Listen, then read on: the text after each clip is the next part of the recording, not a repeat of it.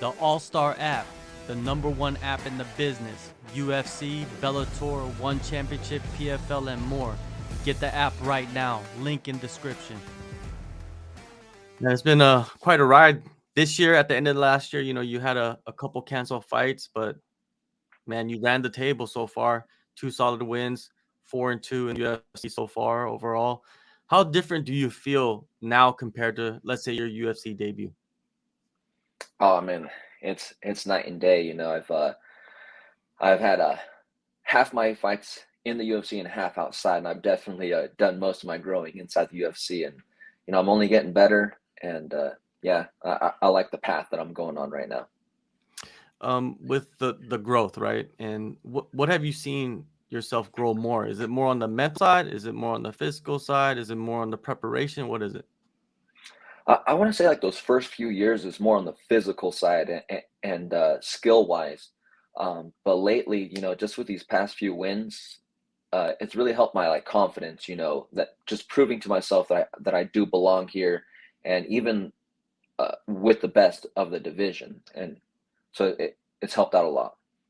Now you're gonna end up facing this guy, Benito Lopez, man. We almost forgot about him. What I mean? It's been so long since he's, been in the octagon. So it's hard to say like how good he is now compared to, back then. But just looking at him, and his past fights in the UFC, what can you assess about his skill set? Uh, just like the frame that he has, he's I think an inch taller than me, a little bit longer reach. Um, so it's definitely going to be like a challenge, a different challenge from the fights I've had previously. Everyone I fought has been a little bit shorter and kind of similar style. So I'm excited for it. He's kind of long range. He likes to keep his distance. So it's a good challenge for me, and I'm ready to face it. Definitely, and a lot of questions surrounding him. There's this element of surprise, in this matchup. How do you approach this mentally? I try not to think about it too much. I've seen his past fights, and I'm expecting him to be better and improved, but kind of pretty much the same. Um, and even from my last fight, I've grown quite a bit. So I don't think you're going to see the same me that you saw in this Kelleher fight. I think you're going to see a different, better, improved version too. So that's something for them to worry about as well. Going back to the Kelleher fight, you said after the fight that you expected to go all 3 rounds. You expected a tougher fight. So when you go in there and you finish it early, is there like a little part of you like that's not satisfied? You know what I mean with that fight? Yeah, it took a little bit to sink in. It took like a week to realize like what I had done. But man, it was super satisfying, and like I got confidence from it, knowing that I'm ready for 3 rounds, but if I get after it in the first round and go through my transitions, and I can find a submission or a finish against someone, as good as Kelleher. Yeah, Keller, he's had so many fights and he's fought some of the top guys in the division and he's game no matter what. So, coming off that, you said the confidence is growing. Was that the biggest win so far in your career, do you think? Oh yeah, especially with his record, and Mm. I think he had like 15 or 16 UFC fights. I've only had Yeah. 12 total fights. So yeah, it was definitely pretty big. Yeah. Now, your opponent 3 years away. What's the longest you've ever had away from competition? I want to say maybe close to 2 years. Okay. But that was like during amateurs days. I Yeah. think I had like a 2 year break between amateur and then going pro. So I can only imagine, right when you're in the UFC, you take 3 years off. I can imagine it's not a good thing. So we'll see. We'll Why see. why did you have that gap between your Uh, just moving to Arizona, finding a job, trying to, pay the bills and also pursue this dream. It's not easy. So uh, like once I got into the UFC, obviously the first thing I did with that first paycheck was just quit my job and then focus on training. So that was my thing. when you turned pro, right? You had that long layoff. How did you feel when you entered the cage? I felt good. I felt you know, I don't want to say the word anxious, but I was just super ready to get it going. And that first fight, I think last like a minute or something. Um, but I felt ready. So, and that's what I'm thinking with him in this 3 years off. I think it's going to feel like a debut to him all over again. So, and that's like anxiety in itself, in the biggest organization. So I can only imagine. When you step outside of that and look at, like, let's say your teammates that are at the top of the game like yourself, in UFC, Bellator, PFL, there's so many organizations that have great fighters. Have you seen certain problems and issues that they went through? I don't want to say like names, but have you seen some of them?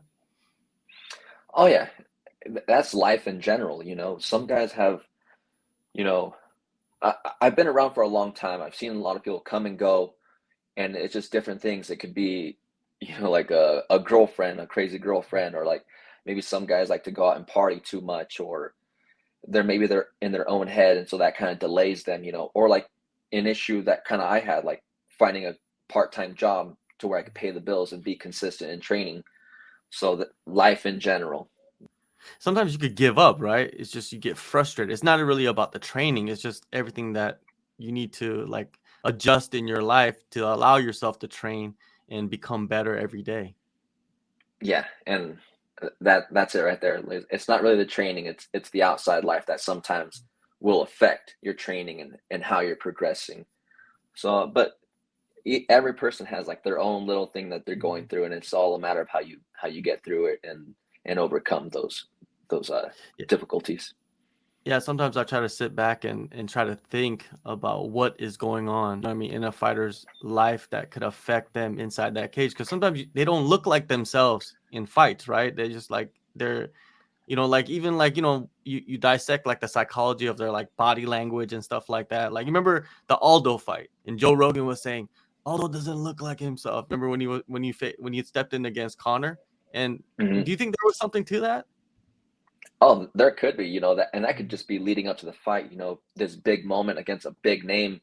It Mhm. could have been the anxiety getting to him, and maybe the fear of losing, and maybe he kind of projected that, and that's exactly what happened. Yeah, and there's a lot of weight to being the greatest of all time of your division, right? Against Yeah, that as a loud mouth, and he's very confident against you, to telling you he's gonna knock you out. Yeah, it's so interesting. It's not like other sports, man. yeah. Sometimes people forget, like, fighter, we're just normal humans too. We got our Yeah. own little issues and our own lives, and like I always see this clip on Instagram. It's I forget the two fighters. I know one of them was Andre Yule and someone else. But anyways, I think John Anik was like, both fighters going through custody battles with their children, and Oh with their, yeah. and like I'm just like, damn, like putting it out there like that. But then you realize, like, yeah, people have normal issues like that. So, like I said, everyone has their own things that they're dealing with. Yeah, it's Gutierrez. I know exactly. I That know who you're. I've that's it. interviewed him before. Yeah, I interviewed both guys. I mean, I know I've talked to them both about their custody battles and struggling while they're fighting at the highest level. Yeah, I can only imagine, like, Yeah, any little thing, like if for me, like if I forget to change my oil in my car and I'm during camp, I'm kind of stressing about that. So yeah. I can only imagine something like what they went through. So I don't know. You really got to work on your life. You make sure things are good in your outside life to where it doesn't affect your career. That's what makes John Jones so incredible. That he could just have Dude, chaos. he can do it. I don't know what's up with him. He doesn't care. He's like, I'll go do whatever and fight the Yeah, best fight of my life. exactly. Um, it's around 4 months between fights, right? Outside of the lab, where do you have you trained other spots? No, the last place I trained was up in Nevada, and that's when I was an Mhm. amateur, and it got shut down. So that's why I made the move down here to Phoenix. And I had a list of gyms I was going to check out, but once I went to the lab, I just I like the environment. I love Coach, the way he talks to the fighters, and yeah, once I got there, I've never left. So It's become a hotbed now, right? Arizona, the state. mhm. It's just, you got the lab, you got Fight Ready, and you got a bunch of other gyms as well that fighters train out of. Just incredible wrestling on top of that, right? Right. with the universities out there. And you guys get a lot of the wrestlers coming in. How has it been, elevating that aspect of your game at the lab? Oh, it's been a big help. We've had like wrestlers in and out of the gym. We've had teammates like their kids are going through in wrestling clubs, and they bring them in, and you pick up things here and there, and it's just a bunch of knowledge floating around. And we even got Bryce Meredith in there now, and I think he was runner up at the NCAA's. So he's been a huge help. He's definitely been helping me out. So yeah, it's a big wrestling team. Yeah. You're only 29 years old, man. It's difficult to tell if, you are in your prime as a fighter, right? But inside the cage, when everything's going really well, what does it feel like for you physically and mentally? I think th- each fight I go in there and I'm a lot more calmer. It feels more like practice to me, and not so much like the big anxiety of a fight. I gotta like it's hard to explain, but I don't have to go all crazy. I'm very precise in what I do, and I can keep my focus while I'm going through those like pressure situations, like facing Kelleher. I was calm, and I that's just from training, and that's like the mindset I've been having lately, and the confidence. So Yeah, panic is just something that people really don't talk about in fighting because it happens all the time. You see it in the UFC. yeah, the people panic, and then you put yourself into like a worse position, And I like to watch Benson here at the gym when he does his rounds. Man, he's just so calm. I think that, Mhm. Benson's Smooth. smooth, so he's so calm, and just even when he gets himself like into bad situations, he doesn't Mm, panic to where it gets worse, you mhm. know. So that's something I take from him, and I try to apply it in my training and fights. Yeah, man, he's one of the greatest lightweights of all time, man. You get to see that, he's always been calm. It's not like he just kind of like developed that, WC champion, UFC champion. Now he's trying to work on that Bellator title. And it's great to have someone like that. Now you got big momentum, man, heading into this fight. How do you see this? How do you envision yourself performing against this guy? I think it's going to be a quick start on his side. I think Mhm. like that build up, getting back into the cage, he's going to be wanting to get in there, probably throw some leather around. So just weather that storm. I know I got great conditioning, and I think I'll be looking for a finish maybe at the end of the first, second, or third. But definitely looking for a finish to make a statement and prove that I should be fighting in the top 15 or somewhere near it. So I got to have a good performance against Benito. I saw in another interview that this is your last fight on this current contract, and it's interesting to me because usually fighters they re-sign ahead of their last fight. What was the Yeah. thought process of fighting out your contract? Well, I think it was on the UFC's part. I think Mhm.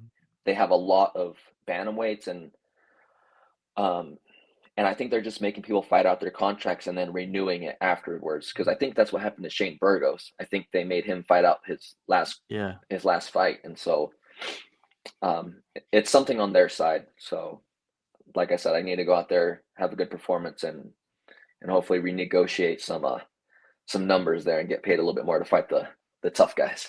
definitely, man. You're just on the rise right now.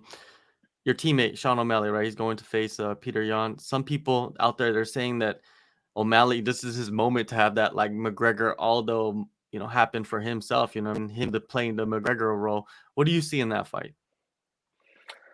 Uh, I see Sean winning. I'm always going to back up my teammate, and he's put in the work. I've been part of his camps, a lot of his camps, most of them actually. Mhm. And for this camp, you could tell like he's taking it very serious. He's doing more, and I think he's mentally prepared to take on this challenge, and obviously always physically capable. So I'm gonna have to back Sean, and I'm hoping he has that Aldo McGregor Yeah, situation.